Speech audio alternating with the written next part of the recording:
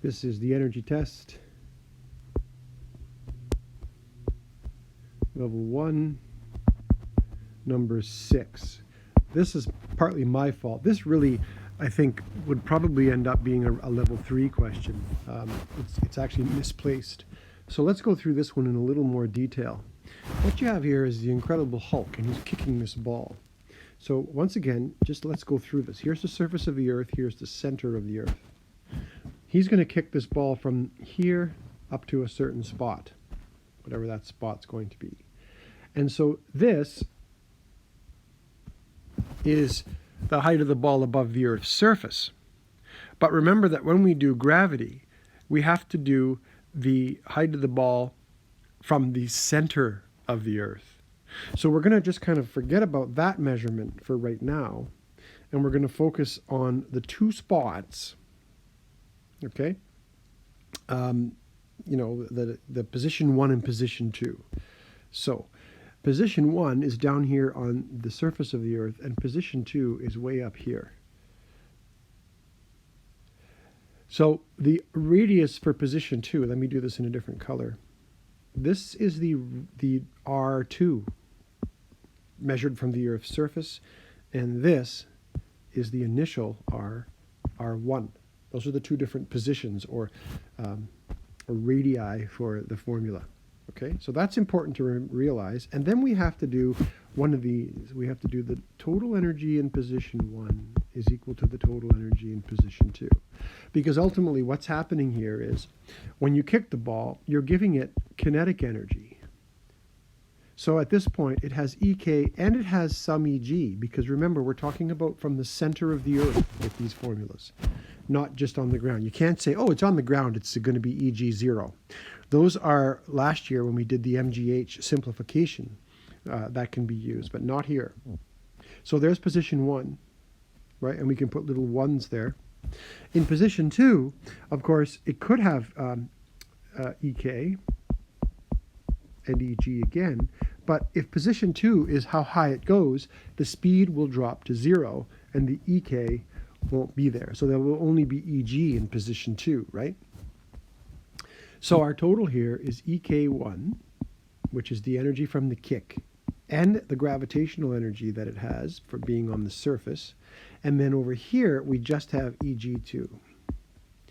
All right, now this gets a little hairy because of all the big numbers and the minus signs. So I'm gonna help you get started. This would be 1/2 mv1 squared. That's the easy part.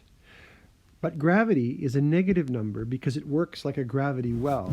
If you watch the videos, you understand that that your position in a gravitational field puts you below 0. And so you're at a negative number. And that would be then big G, the mass of the Earth, the mass of the ball being kicked, and R1.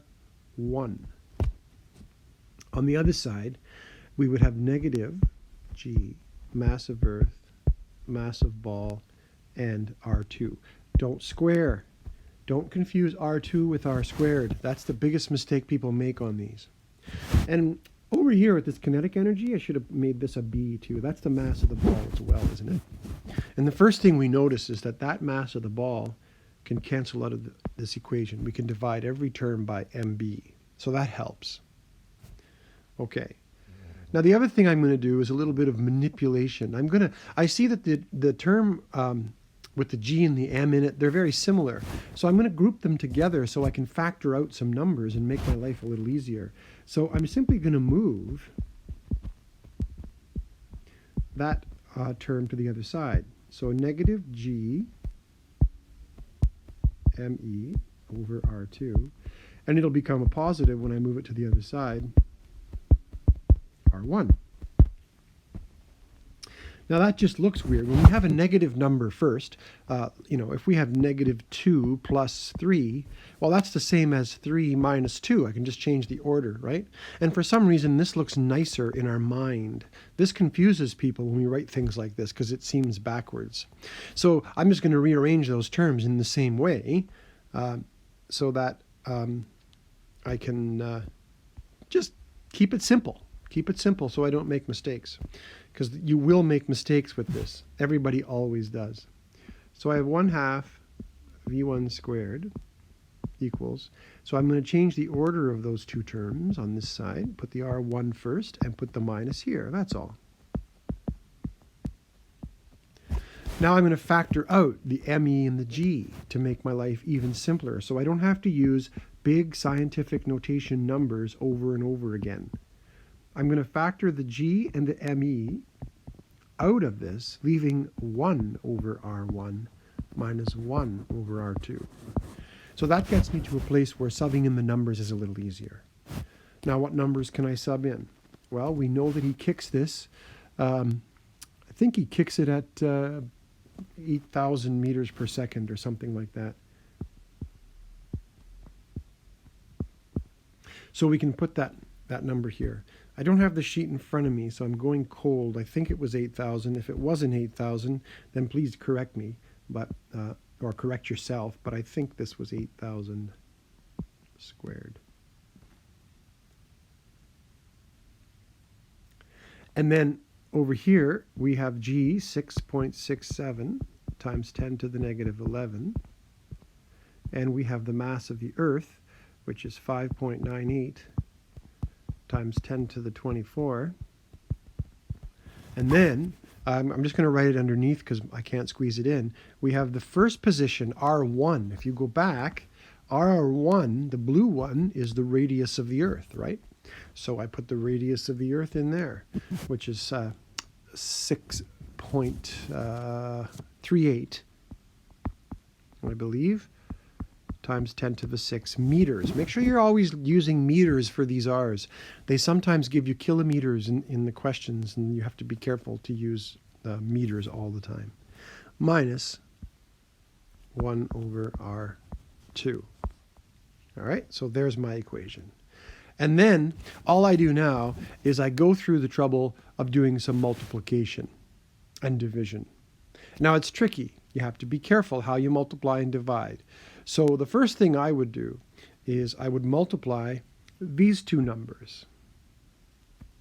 And then I would simplify this, right? So when you do that, you'd get this one, we're going to call it square face. And this other one we're going to call happy face. So when I'm done, I get square face, which is just a simple number. Smiley face multiplied by 1 over 6.38 times 10 to the 6 minus 1 over R2. Well, then I'm going to take my numbers and simplify more. I'm going to divide this out on this side and just get this.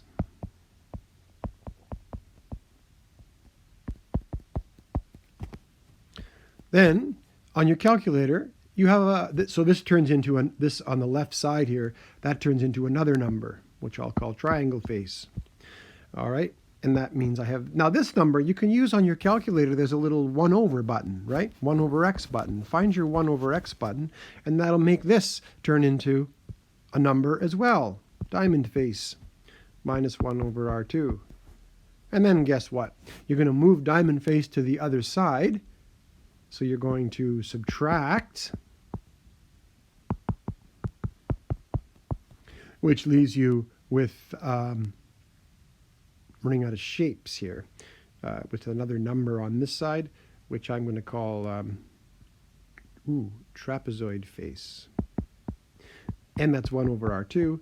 Do your 1 over button and you're done. So you have to be careful how you do your algebra. But that's how you set this question up. And it is more of a level 3 question than a level 1 question. So it's really misplaced, and I can understand why you had trouble. See if you can get through it. And we will, if you need any more help, let me know.